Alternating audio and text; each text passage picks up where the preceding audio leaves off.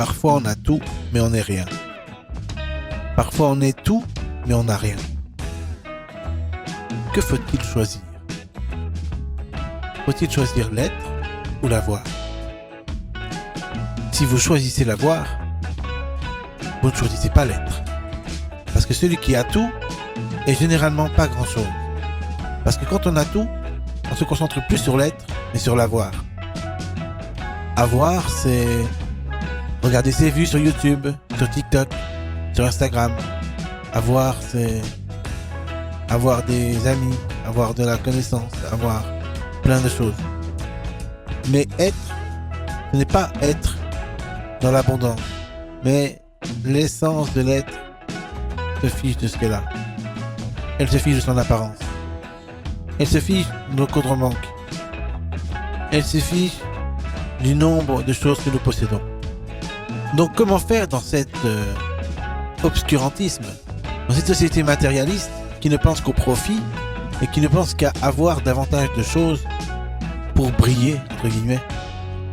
La réponse se trouve dans la pauvreté matérielle pour obtenir une richesse essentielle ou spirituelle. La richesse spirituelle se découvre quand, débarrassés de tout ce que nous avons, lorsque nous ne sommes plus attachés à ce que nous possédons, nous sommes heureux. Imaginez-vous sans portable dans les années 70. Seriez-vous moins heureux ou plus heureux qu'aujourd'hui? Certains diraient que nous étions moins heureux, mais c'est faux. Les gens sortaient plus dehors, il y avait plus de sociabilisation, plus d'interactivité entre les personnes. Il n'y avait pas le coronavirus. Enfin bref, il y avait plein de choses que nous n'avons pas aujourd'hui. Et aujourd'hui, il y a plein de choses que nous n'avons pas avant. Donc on pourrait dire que ça se neutralise. Que ce que nous n'avions pas avant, nous l'avons maintenant. Et ce que nous avons maintenant, nous n'avions pas avant. Mais ce qui reste indélébile, c'est ce que nous sommes.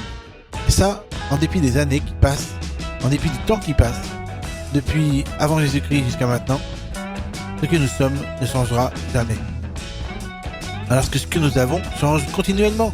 Nous avons une identité, nous avons des voitures, nous avons une femme, nous avons des cousins, des cousines, des frangins, des frangines, ça dépend pour qui. Et voilà.